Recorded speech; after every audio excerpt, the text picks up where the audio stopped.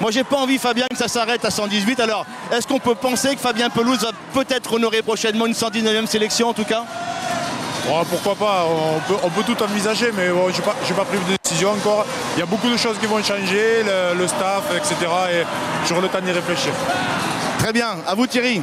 Là, vous avez aperçu les Pères Noël derrière Fabrice Landreau et Fabien Pelouse. Ils viennent de Saint-Jean-d'Angély dans les Charentes-Maritimes. C'est le club de Fabrice Landreau.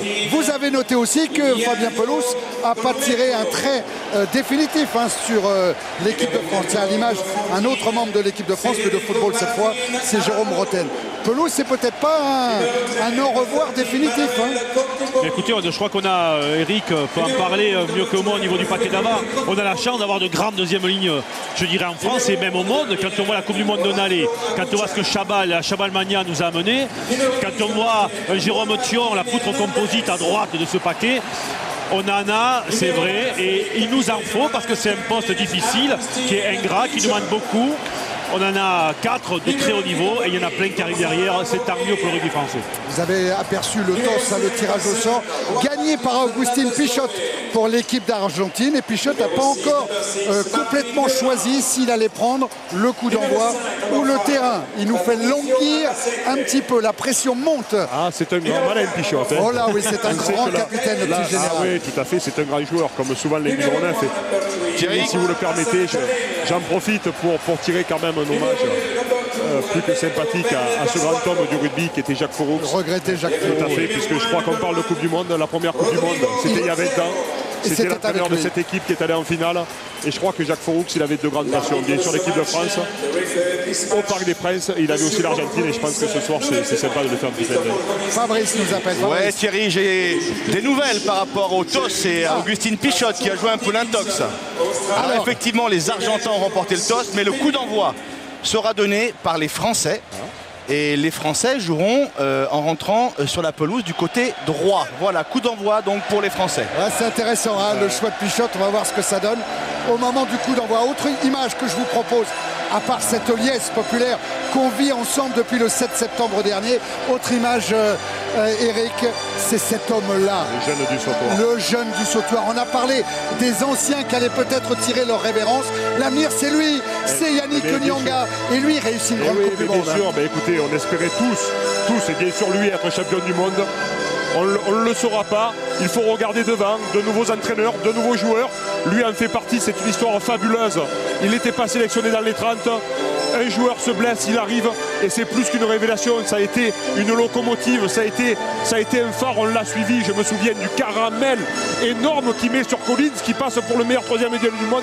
Il le ratatine, Collins sort, la France gagne. Bravo du sautoir. L'Argentine est en train de sortir des vestiaires du Parc des Princes. Des Argentins qui font une Coupe du Monde somptueuse. Pour la première fois de leur histoire, ils ont atteint les demi-finales. Il y a tout un pays qui se mobilise. On est au milieu de l'après-midi en Argentine. Et il y a tout un pays qui va se scotcher devant les téléviseurs dans ce pays de football. Le rugby est en train de grandir là aussi beaucoup. Oui, l'Argentine a toujours été une grande nation du rugby. C'est vrai que là, ils font une Coupe du Monde pour eux exceptionnelle. Quand on vient participer à une compétition comme celle-là, on espère être champion du monde, mais on sait que c'est difficile. Et très clairement, l'Argentine a fait ce qu'elle devait faire. Bien sûr, elle nous a battus. Elle a été au rendez-vous des demi-finales. Et elle vient fêter avec nous ce soir cette très belle Coupe du Monde 2007 qu'elle fait. L'équipe de France, vous l'avez noté, peut-être avec l'arrivée tout à l'heure de Nicolas Mas. Ça signifie que Peter de Villiers n'est pas titulaire, mais tout de suite l'entrée de la France et de l'Argentine au Parc des Princes.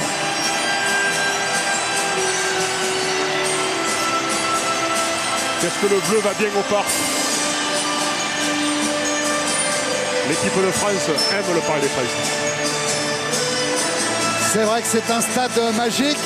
Bon, il faut rappeler que la dernière fois que les Bleus ont joué ici, ils ont pris une grosse gifle face à l'Afrique du Sud. 52 à 10. On s'en souvient plus. On a perdu la mémoire, Thierry. Raphaël Ibanez était là. pour ce dernier match au Parc des Il va Princes. se rattraper ce soir. Et Thierry Lacroix, c'est marrant, Oui, on oui, s'en souvient oui. un petit peu aussi. Eh oui, Thierry aussi. Thierry, il s'est mis à côté de nous dans la tribune. Voilà. D'ailleurs, ça m'a servi à commenter derrière. Merci. Tiens, si vous aviez un doute sur la motivation des uns et des autres après les demi-finales perdues, le doute est en train d'être levé, hein, Eric? Ouais, mais là, au rugby, il n'y a pas de doute. Hein. D'ailleurs, le rugby, c'est un sport de combat collectif.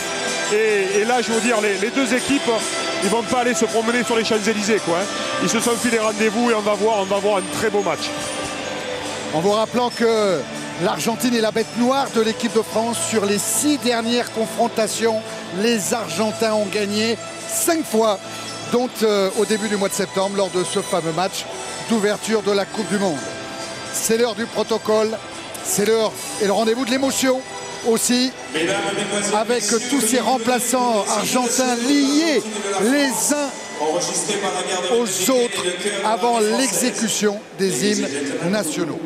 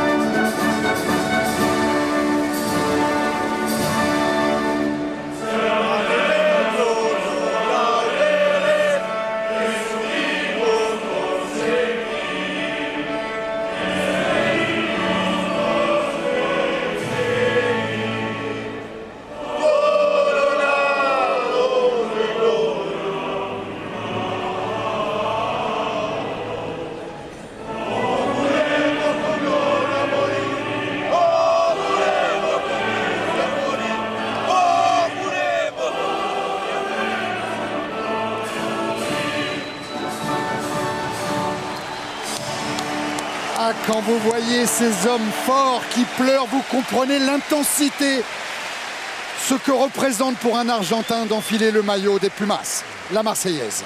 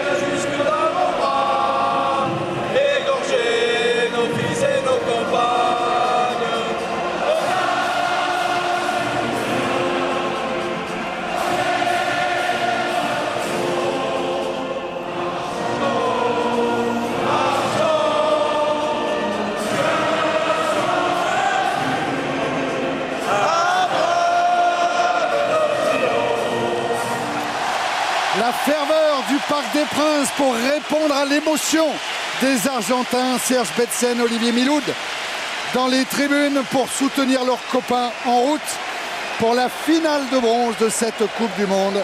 La 3e place au moment où on découvre la composition des équipes. Je le disais, Thierry, pas de Peter de Villiers, contracture au mollet, un point de lésion a été repéré à l'IRM, l'image à résonance magnétique, et Peter de Villiers débutera le match sur le banc. Donc une première ligne encadrant Raphaël Ibanez avec Nicolas Mas et avec Jean-Baptiste Poux. Oui, mais rappelez-vous, l'Afrique du Sud avait été très malmenée face au paquet et la mêlée argentine. C'est pas pour ça qu'ils ont perdu le match. On avait beaucoup, nous aussi, insisté sur ce secteur de la mêlée le premier match. On l'avait perdu. Disons simplement que peut-être ce soir on va se consacrer davantage au jeu et à partir de là effectivement la nécessité d'avoir peut-être un Peter de Villiers, et ça c'est intelligent quelque part, n'est peut-être pas si primordial. Le coup d'envoi donné par Frédéric Michalak. Point de réception de Durant, le troisième ligne argentin sur la ligne des 22. Et ballon au sol. Extrait avec progression. Et passe de Pichotte vers Hernandez. Coup de pied un petit peu raté. Un mot sur l'arbitre de la rencontre. Il est néo-zélandais, il a 44 ans. C'est monsieur Onis qui devient ce soir l'arbitre le plus capé de l'histoire. Il dépasse le gallois Derek Vivan avec 44 matchs internationaux dirigés. Donc d'ailleurs le Argentine-Irlande que vous aviez suivi pour TF1, Eric Champ, ici même au Parc des Princes. Elissalde pour Michalak avec David Scrella. Dominici, le ballon jusqu'à Rougerie, la force, l'impact de Rougerie. Elissalde, Michalak, et on ouvre encore sur Ibanez. Et le capitaine qui prolonge au pied. Et une belle touche trouvée par Raphaël Ibanez. C'est une grande première, on attendait la mêlée, on a vu le jeu au pied de Ibanez. Et un match qui part vite, hein, parce que la touche rapidement jouée par les Argentins. Dégagement de Pichotte et on revient dans la moitié de terrain française. Les équipes ont des intentions, ça paraît plutôt sympathique. On a vu du jeu au large là-bas sur l'aile et puis renversement complètement à l'opposé. On est en train effectivement de prendre le bon bout sur cette équipe argentine, à les étirer, à les faire courir. On devrait trouver des espaces dans ce jeu sur la largeur. Remise en jeu d'Ibanez. Important de voir le comportement des uns et des autres dans cet alignement en touche. Jérôme Thion a des difficultés, il a été aidé par Nallet. Et tout de suite, ça s'échauffe avec Imanol Arinordoki, avec Albacete. Un peu de castagne. Ouais, un petit peu. Pas pour vous déplaire, ça, Eric. Non, c'est l'automne, hein. C'est le moment des châtaignes. Bon, voilà, c'est pas encore allé jusque-là, bien sûr. Quelques salades de phalange bien sympathiques. Allez, ça va pas aller très très loin. Alors, une indication quand même, messieurs, c'est qu'on dévie les ballons directement en touche côté français. On les garde pas et ne les amène pas au sol pour faire des donner de la vitesse, ça, Thierry. C'est pour accélérer le jeu et c'est ça qui permet d'aller jouer vite sur les largeurs.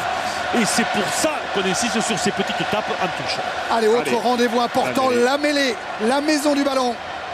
Avec un départ d'Arinordoki bloqué. Mais il progresse face à Fernandez Lobé. Michalak. Bon repli d'Agustin Pichotte pour Nani Corletto, l'arrière du Stade français. C'est lui, Corletto, qui avait marqué cet essai aux Français au tout début de la Coupe du Monde. Oui, à surveiller de près, hein, surveiller de près. Ne lui donnons pas des ballons en avançant, essayons de le déplacer, de le fatiguer, parce que ce joueur, il va très vite. Si vous le loupez sur les premiers appuis, c'est comme Jason Robinson, derrière il amène toute la famille avec lui et ça met le danger côté français. Deuxième remise en jeu d'Ibanez. Premier sauteur Arinordoki. Ça va vite, difficile à contrôler pour du sautoir. Récupération de Dominici. Il faut que ces ballons sortent vite. C'est un des enjeux du match. Vous nous expliquerez pourquoi, Thierry et Eric. Les Argentins sont forts dans les rocks. Tout à fait. Ce qui est important, c'est de gagner aussi ce qu'on appelle la bataille des 20 cm. Hein, de mettre l'équipe adverse sur le reculoir dans toutes les phases de contact. Martina Rambourou à la relance pour l'Argentine. Sur Michalak. Allez, en l'air pour remettre en jeu ses équipiers. Au point de chute, un en avant. L'avantage est laissé aux Argentins. Ils ne profitent pas. Oui, vous verrez que Michalak a boxé la balle vers l'avant. Donc on reviendra à l'endroit où il a commis la faute. Mais alternance du jeu, vous avez vu du jeu au large, du jeu au large. Donc on revoit, voilà, Michalak qui touche le ballon dans la lutte. Mais ce qui est intéressant, c'est que dans tous les coups de pied en l'air, on peut lutter dessous. Alors que jusque-là, on avait eu des fois difficulté à pouvoir aller lutter parce que c'était trop long. Et quand on peut lutter, voilà ce que ça donne, c'est du 50-50. Un ballon sorti par Longo pour Pichotte. Dans le dos de Dominici, c'est intelligent, c'est bien fait. On a vu une mêlée tout à fait équilibrée. Tout à l'heure, les Bleus qui étaient bien, les Argentins qui récupèrent leur ballon. Et là, un grand classique, on le revoit, hein, ce qu'on appelle une 8-9. Le 9 a un peu de pression du 10 et il joue au pied très proprement pour faire avancer son équipe. Quand on est avant et qu'on vient de faire une mêlée, c'est très appréciable. D'avancer. Ouais, et Thierry, il sait de quoi je parle. C'est vrai. Prise de balle d'Arinordoki. Allez, le ballon derrière. Le ballon au fond avec Ibanez. C'est devant le plus important, c'est là que ça travaille. Le môle pénétrant français, on est lié, on avance. C'est propre. Allez, ce travail devant. Il y en a un qui... Oh là là.